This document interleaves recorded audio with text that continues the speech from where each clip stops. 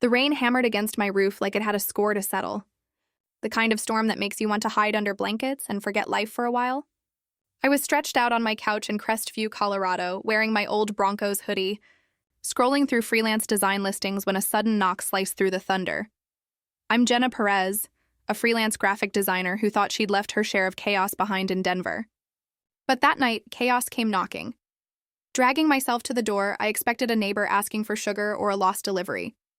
Instead, I found a baby carrier on my porch, drenched and sitting there like some forgotten package. Inside, a tiny baby wrapped in a pink blanket stared up at me. Silent, calm, and oddly curious. My heart froze. "Hello?" I shouted into the storm, but the only reply was the sound of tires screeching away into the dark. A soaked piece of paper fluttered from the carrier. My hands trembled as I opened it and saw my sister Claire's familiar handwriting. "I can't do this." "She's yours now, Jenna." Claire, my older sister, the wild one. The party girl, the heartbreaker, the one who always vanished when things got hard. Growing up in Denver, our parents cared more about their spotless country club image than their daughters. Claire rebelled. I hid, sketching in my room, trying not to make waves. I'd moved to Crestview to escape all that, the judgment, the drama, the coldness. But now, her baby was on my porch, left like a stray in the rain. I carried the baby inside, my tiny living room shrinking around me. She didn't cry, which somehow made it worse. She just looked at me like she knew I was already drowning. "Okay, Jenna, think," I whispered, pacing past my messy desk and dying plants. I didn't even know Claire was pregnant. She hadn't called in months. Hospital? Police? Mom and Dad? The thought of calling them made my stomach twist. They'd cut Claire off when her addiction spiraled and never forgave me for choosing freedom over their fancy life. Still, I called my mom. My hands shook as the phone rang. "Do you know how late it is?" She snapped when she answered. "Mom, Claire left her baby on my doorstep." "There's just a note." I don't know what to do. Silence. Then cold as ice. "Well, Jenna, I suppose she's your problem now." "What?" "Mom, I can't—" "Your sister made her choice," she cut in sharply. "We can't let this scandal spread. Handle it quietly. Put Dad on. He's asleep. And don't raise your voice at me. This is why Claire couldn't rely on you. Be discreet." Click. The line went dead. I stared at the phone, then at the baby, who gave a tiny snuffle, reminding me she was still there. "Just us now, huh?" My voice shook. I was 25, barely surviving on design gigs, and suddenly I had a baby. Panic hit hard, but those dark, trusting eyes pushed me to move. I pulled up a YouTube video on newborn care, grabbed my keys, and ran to the 24-hour pharmacy for diapers and formula, leaving her alone for 12 terrifying minutes. I couldn't stop picturing her waking up, crying for someone who wasn't there. When I came back, she was still asleep. I sat on the floor, shaking, promising her we'd figure things out. By morning, I called in sick to my part-time retail job. My boss didn't care. "Family emergency doesn't count when you're still on probation," she barked. A week later, I lost that job. My savings vanished fast. Bottles, clothes, a secondhand crib. The only clue was a half-filled birth certificate application. December 21st, winter solstice. Light in the darkest night. I named her Leah, my little light.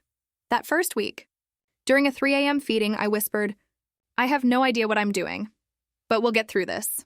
I didn't know then how true that would be, how that moment would define the next 10 years. A decade raced by. Sippy cups, school plays, and endless design deadlines. Leah grew from a quiet baby into a fearless, paint-covered whirlwind with a laugh that could fill a house. I gave up my Denver dreams for our small-town life, freelancing from home to catch every first word, every step. Every soccer goal, every drawing on the fridge, every bedtime story, they were our victories. I wasn't just raising Leah, she was saving me, giving me something real, something love-filled and raw that my parents' perfect world never had. Then one afternoon, while I was editing a client logo, a hard knock shook my front door. Leah was at her friend Mia's for a sleepover. I wasn't expecting anyone. The knock came again, sharp, demanding, and a chill went through me. I opened the door and felt my world tilt. There stood Claire, looking flawless. Designer coat, glossy hair, polished makeup. Behind her were our parents, Mom glaring, Dad avoiding my eyes. And beside them, a man in a sharp suit holding a briefcase. "Hey, Jenna," Claire said, smiling in that fake, practiced way. "We need to talk about my daughter." The words hit like lightning. "Your daughter?" I said, gripping the door frame. "You mean the baby you left on my porch 10 years ago?" Claire's eyes filled with tears that looked staged. "I was sick then, Jenna, but I've changed. I'm sober, successful. I want her back." The man stepped forward. "Miss Perez, I'm Richard Langston, attorney. We're here to discuss custody of Aaliyah." Custody.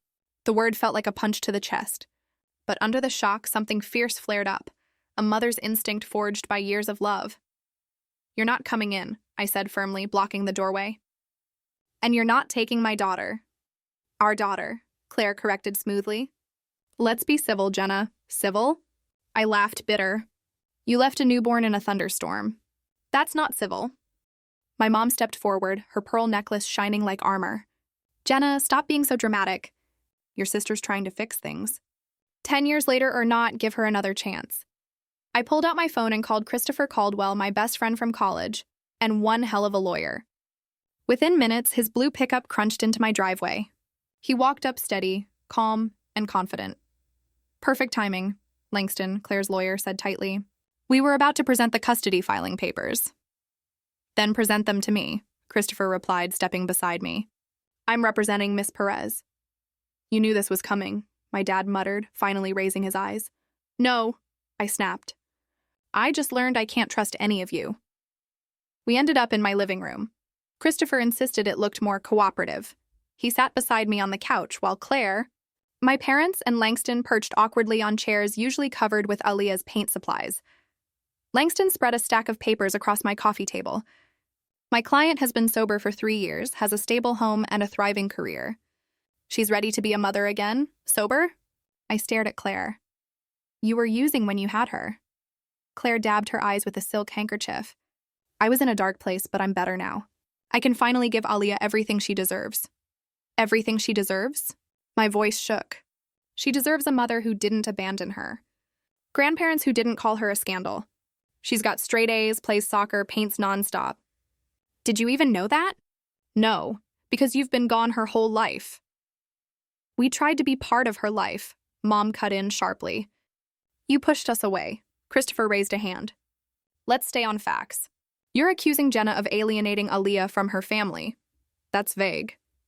"We have proof," Langston said, sliding another pile of papers forward. "Refused calls. Ignored invitations." "Funny," I said, standing. I walked to my desk, unlocked a drawer, and pulled out a thick folder, 10 years of evidence.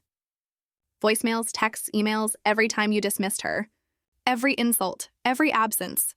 Claire's expression cracked. Just a flicker of fear. "What are those?" she asked.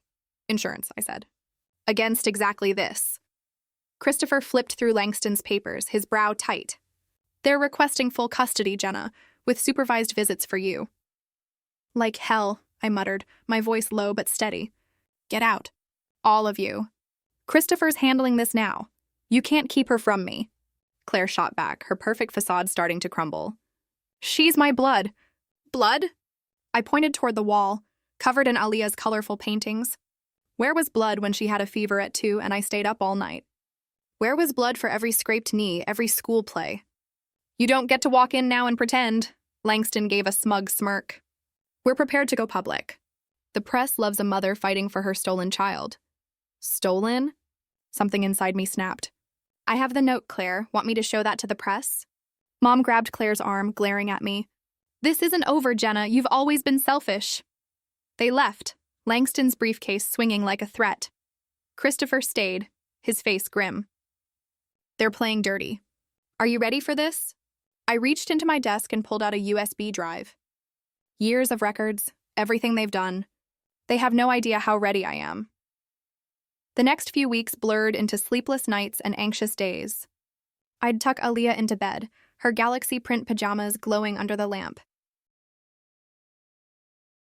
"Mom," she'd whisper, "is everything okay?" I'd smile, brush her hair back. "I'm handling it, kiddo." But inside, I was terrified, because Claire and my parents weren't just after Aaliyah. They were after the trust fund my grandmother left for Claire's firstborn.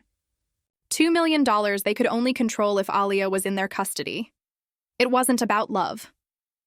It was about money. Christopher set up camp in his small Crestview office, buried in coffee cups and paperwork. He brought in Marcus Tate, a rough-edged private investigator who'd left Denver's corporate world to chase the truth. "Your sister's been busy," Marcus said one morning, dropping a pile of photos on Christopher's desk. Claire at glittering galas, yacht parties, charity balls. Each timestamp marked the same 10 years I'd been raising her child alone. "She didn't look sick or struggling," I whispered. "Just free." "There's more," Marcus said, sliding over a legal file. "Your grandmother's will. The trust fund clause says it goes to Claire's child raised within the Bennett family. If you keep Alia, they get nothing. If they win custody, they control it all." My hands trembled. "So that's what this is." "It gets better," Marcus said darkly. "I found Derek Voss. He's ready to talk. Says he's done covering for them." "Set it up," I said. "I want everything." That night, Alia came home from Mia's looking pale. "Mom," she said softly. Mia's mom asked if I was okay.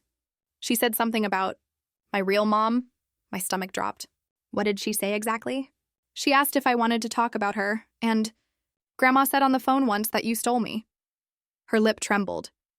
"That's not true, right?" I pulled her close, breathing in her strawberry shampoo. "No, baby. You were given to me, the best gift I ever got. Some people just want to make trouble, but I'm fixing it." She nodded, then dug into her backpack. "I made you something." It was a drawing, the two of us holding hands, surrounded by a red heart. "Best mom ever." "It's for the fridge," she said. I pinned it up, my throat burning. The next day, I met Derek at a quiet coffee shop outside town. Marcus was already there, a recorder tucked under his sleeve. Derek, well-dressed but nervous, fidgeted with his cup. "Claire doesn't know I'm here," he said. "This custody thing wasn't her idea. Your parents pushed it after finding the trust clause. Promised to pay for our wedding if she went along. They said it was about family," I muttered. He gave a bitter laugh. "It's about money. It always is with them. They're calling you unstable, saying you manipulated Claire when she was addicted." "Addicted?" I asked sharply. "Was she using when she was pregnant?" He hesitated, then nodded. "Yeah, she got clean 3 years ago when we met. But this, the $2 million, they want it bad." My phone buzzed. A text from Alia. "Mom, can you come get me?" She was at my parents' for a court-ordered visit. "I've got to go," I said. "Will you testify?" Derek nodded. Alia deserves better than being their pawn. I sped to my parents' Denver mansion. Alia sat on the steps, hugging her knees. "What happened?" I asked. "I found something." She pulled a photo from her backpack. My parents, Claire, and family at a glittering Christmas party.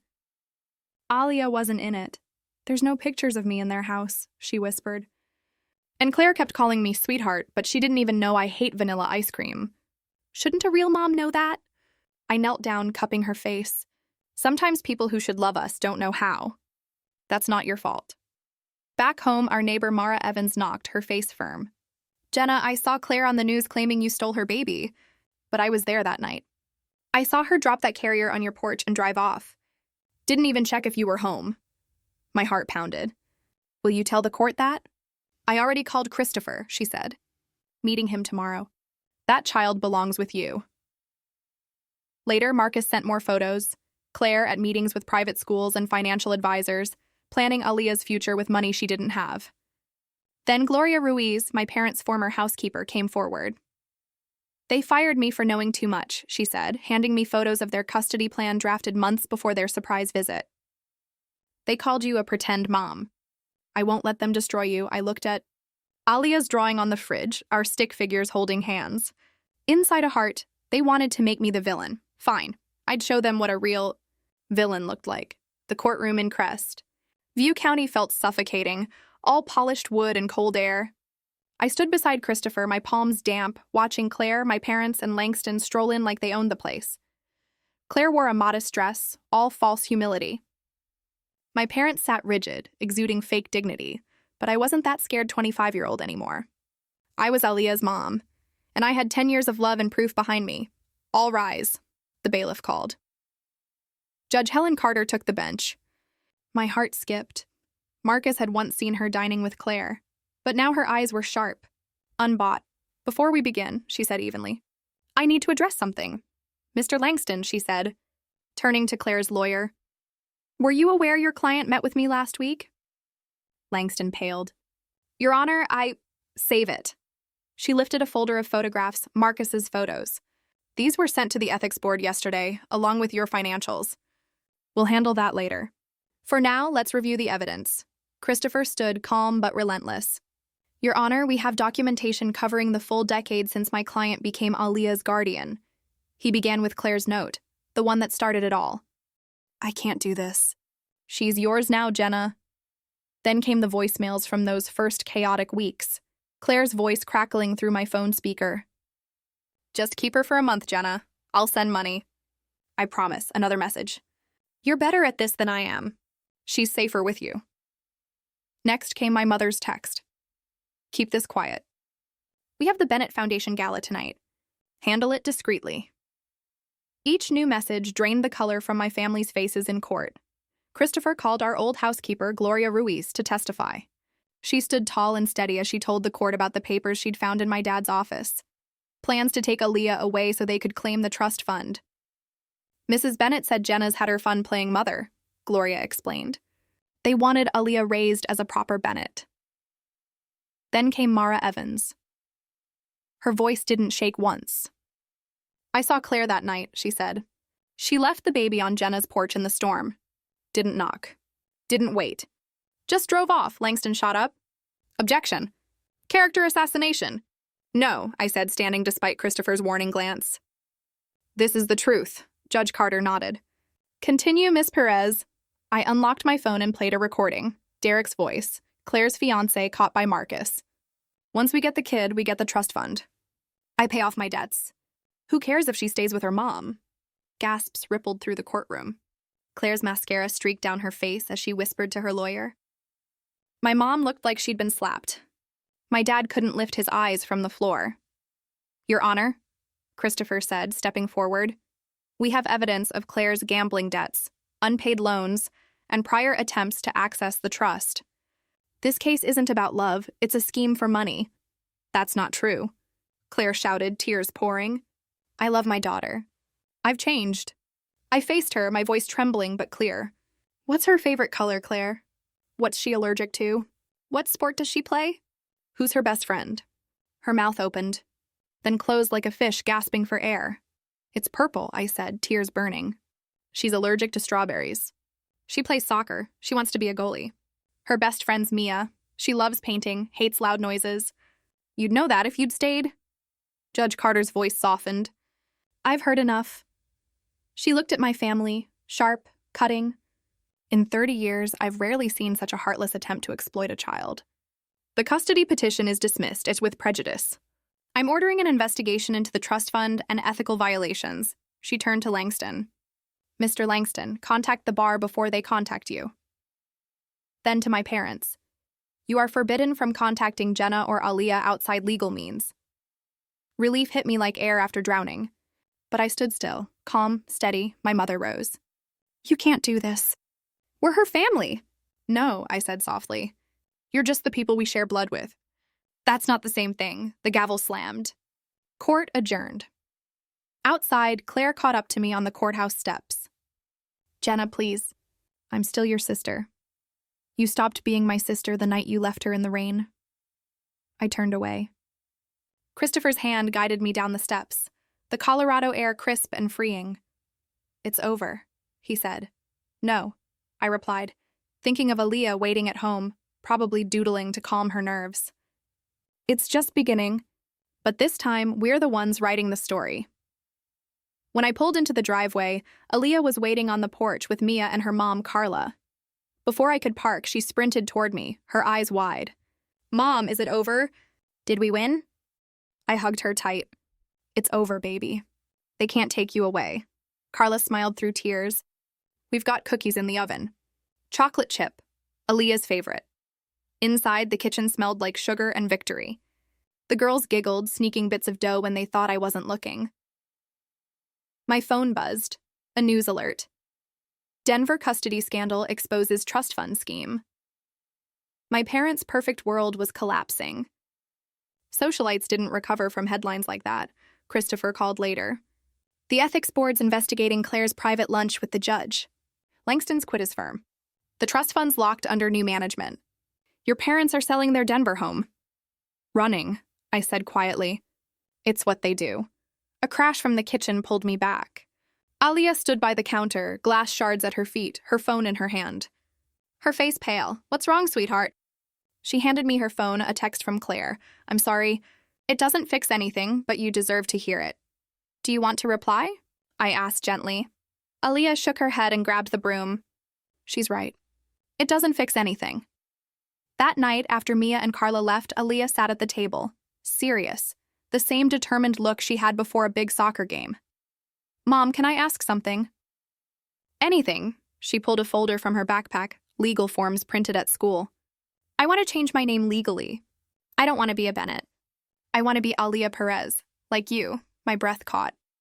That's a big decision, honey. I've thought about it for months. You chose me, Mom. Now I want to choose you. Completely. I looked at the papers, remembering all the nights I'd dreamed of adopting her but never dared. You sure? More sure than ever, she smiled. Plus, it'll really annoy Grandma. I laughed through tears. That's not a reason to do it. No, she grinned. But it's a fun bonus. We filled out the papers together, chatting about her art projects, Mia's soccer tryouts, and the school talent show. Later, when I tucked her in, she whispered, Thanks for fighting for me, Mom. Always, baby. No matter what. I know, she said sleepily. You're my real mom. You stayed. After she drifted off, I sat in the living room flipping through old photos. Her first goal, first painting, first bike ride. Every piece of our little world built by choice, not blood. Another text appeared. Claire again. I know you'll never forgive me. Thank you for giving her what I couldn't. I stared at it, then blocked her number. Words couldn't fix 10 years of absence. Opening my laptop, I pulled up the adoption papers I'd started weeks ago. Now it was time to finish them. A creak made me glance up. Alia stood in the doorway, sleepy-eyed. Can't sleep? She shook her head, curling beside me. What's that? I showed her the screen. Her eyes lit up. Really, you want to adopt me? Only if you want it, I said softly. But yes, I want it official in every way. She threw her arms around me. When can we do it? Tomorrow, I smiled. We'll call Christopher and start the process. Good, she mumbled, half asleep. Because I've always known you're my mom. The universe got it right the first time. I held her close, thinking about that stormy night, the courtroom, and every moment in between. Family isn't always something you're born into. It's something you build, protect, and choose. Over and over again, through every storm, every fear, every win, we chose each other. To everyone who's followed our story, thank you. You've walked with us through chaos, courage, and the kind of love that refuses to break. If this story touched you, subscribe and stay with us. Because here, every moment, every choice is a story of heart, home, and never giving up. Keep building your family, in whatever form love gives you.